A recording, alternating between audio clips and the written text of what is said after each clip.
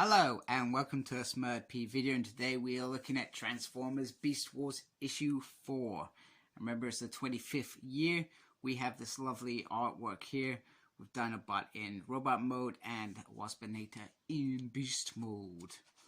So we're gently opening this up, and it's written by Eric Burnham, artist by Josh Burcham, and Jake M. Wood is on the letters, and there's lots of other great people. And then it's got a little previously here, and all the cast here. And pretty much the cast we all know. There's a couple of additions in terms of Nyx and Scold, who are been introduced to make this world perhaps a little bit bigger and a little bit more interesting than the characters that we already know and love. Just try and get that bottom page into shot. So anyway, Nyx is severely damaged. She cannot contact Axelon, and she cannot fly. And on those little legs, she is not going to get very far. She is a real far away from the Maximal ship. So, lo and behold, well, guess what? A primal creature. I don't even know what that is. I mean, dinosaurs are extinct at this point. We've generally seen animals, cheetahs, those sort of things, but this creature seems like something alien, which is different and interesting and cool, and I want to know more about these weird alien saber-toothed tigers, whatever they are. So anyway, she tries to fight the best she can. Her weapons are not working, so she improvises, and well, she is not having much luck at all. In fact, her luck is running out. Until Dinobot comes in and saves the day. Predators are everywhere. And then she goes to pretend that she has a weapon, and he's like, Tarantulas, disconnected your weapon. You're done for.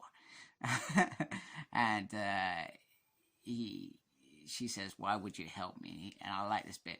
My reasons are my own. And you can see that you can see Dinobot saying this. And something else I've also started thinking about this. I was thinking about the actual original show and how this character and Scold obviously didn't exist in that world because, well, they couldn't create that many CGI characters. But I felt like, actually, some of this stuff actually makes sense. It makes more of a sense of Dinobot's departure a bit, even though in the show he just gets fired by a rocket after saying that you brought us to the wrong planet. But they've given a little bit more depth here, which I do like. And also the next bit makes sense. So, Nyx pretty much is in real bad pain here. So Dinobot at this point doesn't know where the base is, and you think, well, how does he magically know where the Axelon base is? You know, with the Energon interference and all that. I think they probably struggle to find each other's bases at the beginning. So I like that. What happens is Dinobot kind of communicates with the onboard computer to Nyx, and eventually finds a way to negotiate a way to find the base, which I find interesting. And off they go. He's being directed.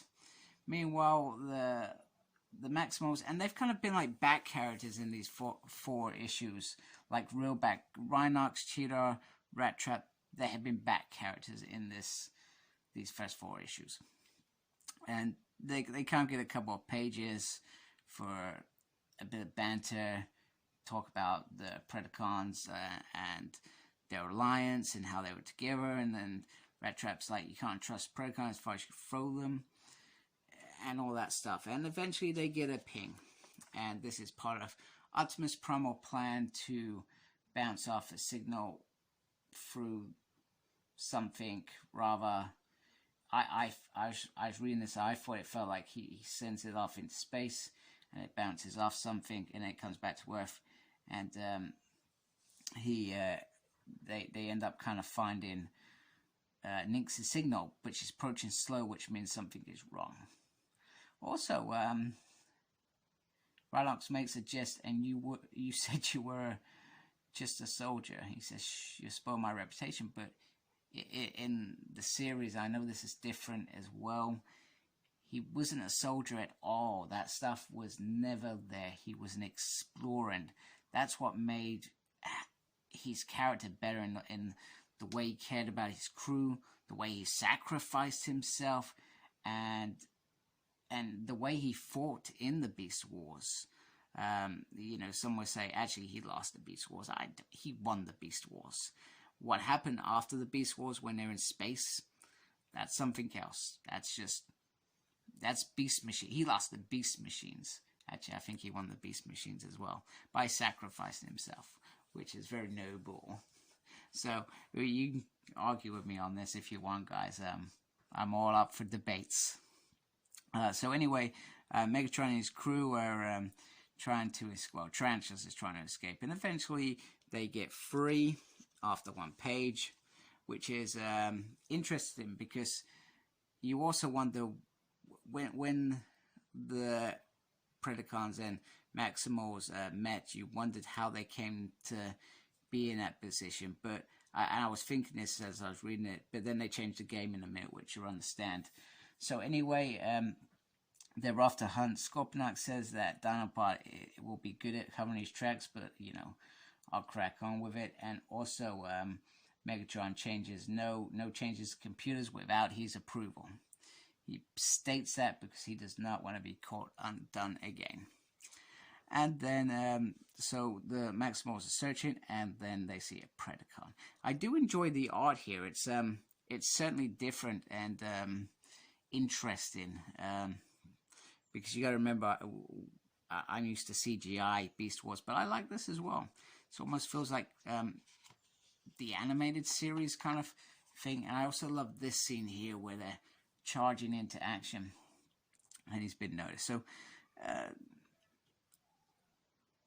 you know, Optimus is straying there. What have you done with my pilot? And he's quite honest, open. He says, you know, she was captured, she was questioned, she's been severely damaged, she needs help. And then Cheetor jumps in, you monster, you'll pay for this. And well, you know, Dinobot does what he does, shoves it straight down. He's got this really nice sword, and he says, I can end this guy's life before you can even do anything. And then we get that old saying, well, that's just Prime, which is brilliant. But he doesn't want to do that. He says, war is coming, and he wants to fight in that war, but he wants to fight with those that are on it. Megatron proves that he does not have it, but your pilot showed me something different, and I want to be on that side. So I like that because, once again, it does sound like something Dinobot would say.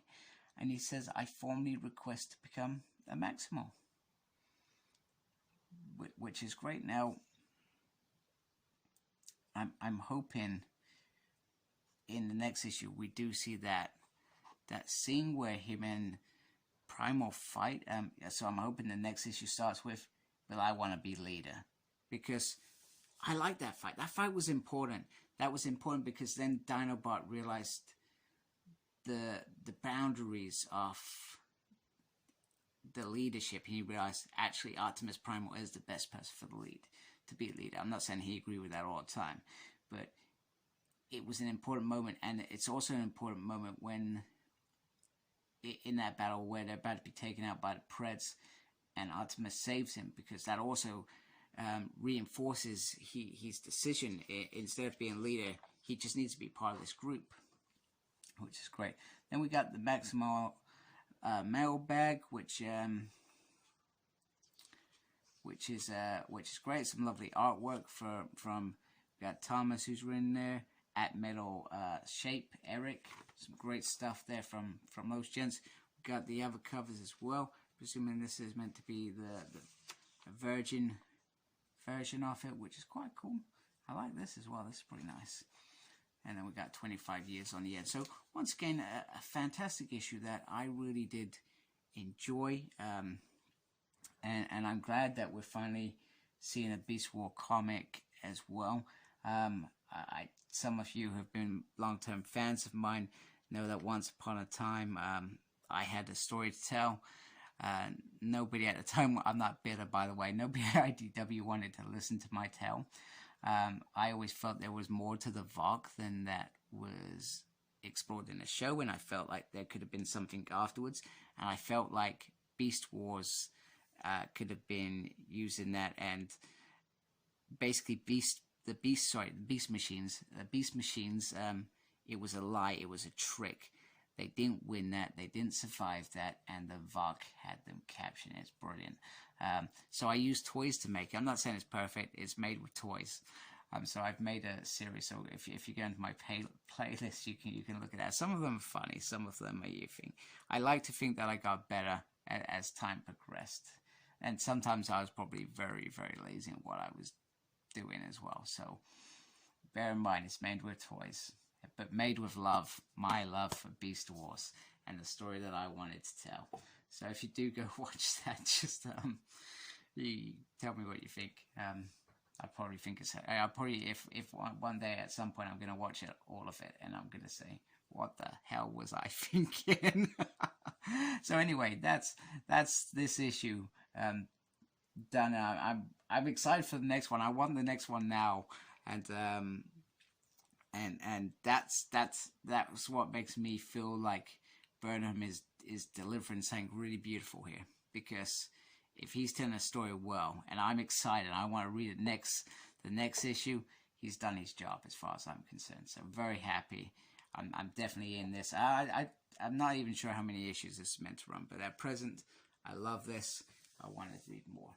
So thank you for watching. Oh, at present, check out my Target 1000 video. I've got a giveaway when I reach 1,000. So if you want to be in a chance to win Marvel Legends free pack, please definitely check that out. Thank you very much for watching. Subscribe to my channel and embrace the geekiness. Take care. Goodbye. Please like, comment, and subscribe to my channel. Follow me on Instagram, Cyclops Smurd. I'm on Twitter at SmurdP. No idea what I'm doing there. I'm also got a page on Facebook, SmurdP. And embrace the geekiness. Thank you for watching. Take care. Goodbye.